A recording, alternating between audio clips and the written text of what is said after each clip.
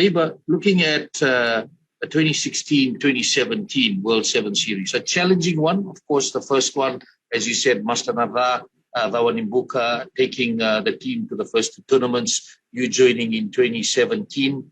What were some of the challenges, lessons learned from that World 7 Series? I think that obviously the probably outcome of it all was our lack of consistency. We played some great stuff in that. We won Hong Kong in that year, which probably saved my job in many respects. I know I was under pressure at that point. In going through that year, and I very much saw it as a transition year.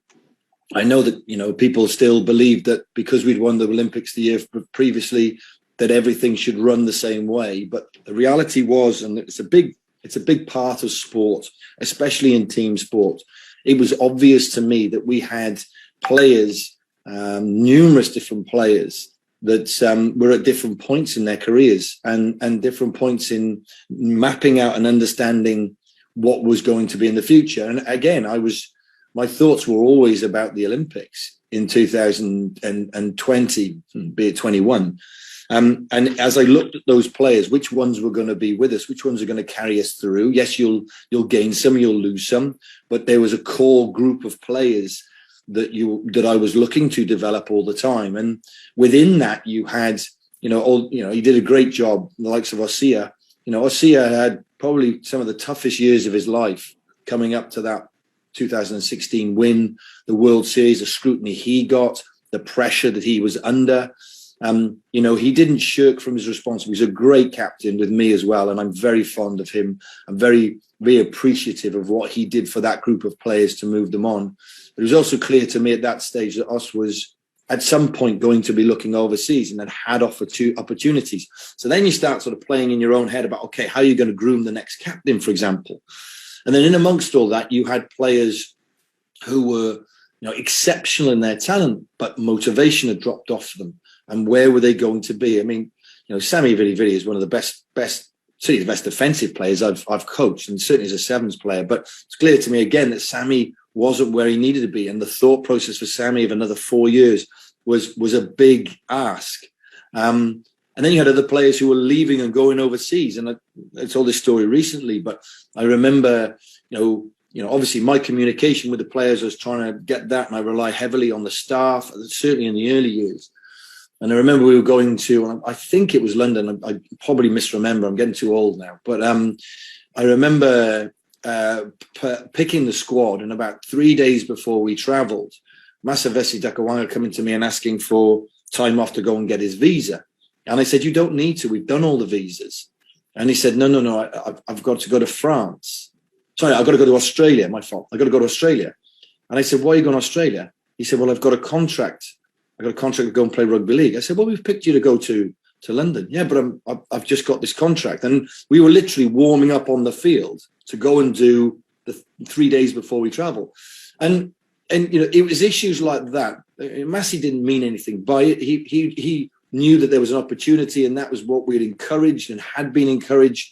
But it was things like that knock out your consistency. And in amongst all that, you're still trying to develop young players to have the understanding of international rugby, the understanding of the commitment that they're going to need to make, not just this week or next week, but for the next 4 years, if they want to be in this squad. And that's what you're looking for all the time. And then, how you piece the game together. And I think that, that was probably, it was sort of 12, 18 months before we started getting towards a settled group of players with an understanding of who the leadership group were. The likes of Cali came into that, Paolo Giannissinakula, Jerry himself. We started molding the group, molding the culture. And I know from the outside, it is about winning at all costs. It's about what happens on the field. If you don't win, you're gone. But I've done this for a while now, and I've been as a player as well. I mean, the building of that capability off the field is huge in giving you that understanding of how you do it on the field. There is no substitute for experience. There isn't. I mean, you can get a young group of players together and they can have super talent, but they need to have the conditioning experience of being able to play and train at that level. And that, to me, is one of the biggest challenges we have in Fiji.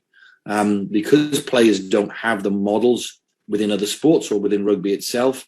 They haven't been in junior programs where they started to understand how they're supposed to behave, what they're supposed to eat, what they're supposed to look after themselves with. The first time they get that is when they walk through the door with us in the sevens environment, if they haven't now been in the academy program at the FRU. And that's what an academy program does. It basically builds the capability of these players to jump into an elite program and go, right, I've got the talent. I know what the behaviors are. Now I've just got to get my head right in terms of playing for this group. And as I said, that first year was a lot about developing through the coaches and the management, the understanding of what that culture looked like, and then exposing the players to it, and not at that stage being afraid of making mistakes. And the making mistakes did get us, and we did lose tournaments, and I knew I was under pressure, but I also knew that if I needed to get to where I needed to, I had to go through a process. And then I think in the sort of second and third years, then you saw that coming out. So, that would be sort of that first year about, building that team, building that capability and the processes you put together, and then building the culture necessary to keep the players where they needed to be able to perform at the levels that they had.